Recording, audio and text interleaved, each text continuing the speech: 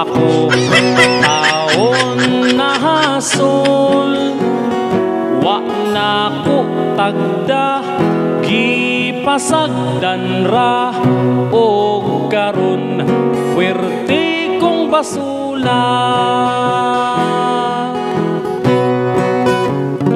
Wa damha pag-abot og ugma, ang katol puwerte ng hubaga, o gikonsulta ko sa kong lula, ang tubag matagtiki ng sakita.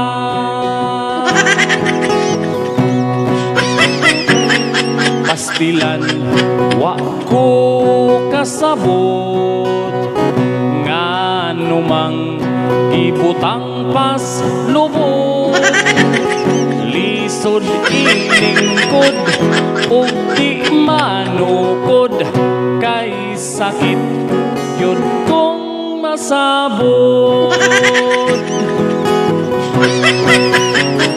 Ang tambag sa akong lula, gamiti rana o butilya, iplastar dayon ditos na mula, paghuman sige dukduka.